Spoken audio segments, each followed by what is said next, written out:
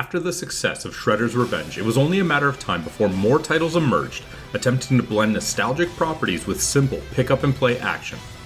Power Rangers is that very attempt to bring a brand seemingly tailor-made for the genre into the modern spotlight, and while it succeeds in being a fun time, it is also sadly a shallow experience.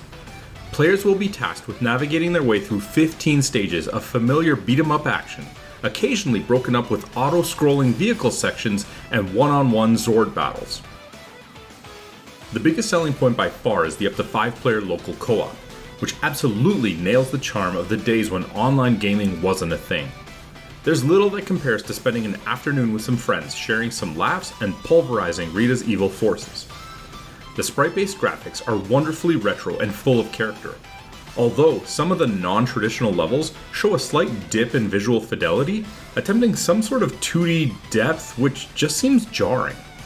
Still, the frame rate remains smooth and reliable, even when the screen fills with explosions and particle effects during chaotic multiplayer sessions.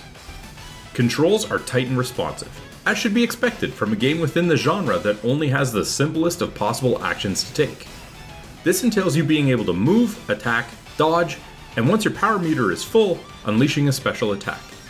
Filling the power meter is slowly done by hitting enemies, provided you don't fall into a pit and lose it all, and collecting power coins that are usually hidden in breakables throughout the level. There is also a double jump, but it is so unnecessary that it wasn't until late in my first playthrough where my friends had to tell me it existed. There is a story here, but as stated many times in the past, it is of little consequence in a game like this. Robo Rita travels back in time to seek the aid of her past self and her resources of the time in order to stop the Power Rangers from becoming a bigger problem for her in her time. It is hardly Oscar caliber writing, but gives the player enough of a reason to go punching monsters in the face for the next couple of hours. The experience is polished and accessible, but it starts to show its cracks once the credits roll, as replayability is easily the biggest issue. Despite a foundation bursting with potential, Rita's Rewind offers very little reason to go back for a second helping. There's only one hidden character, no alternate skins, minimal collectibles, and no branching paths to explore.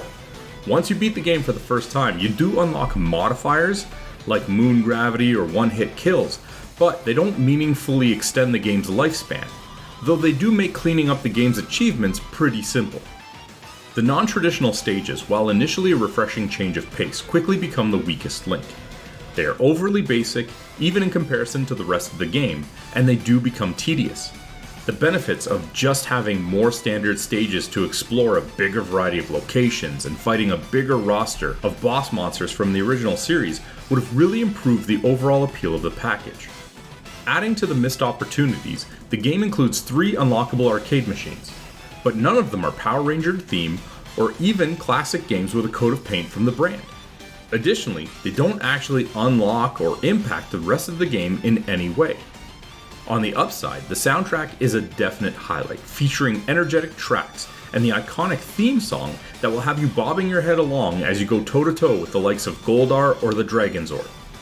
In the end, Power Rangers Rita's Rewind is a flashy, fast-paced throwback that hits all the right notes in short bursts, but lacks the depth to stay in your rotation for long.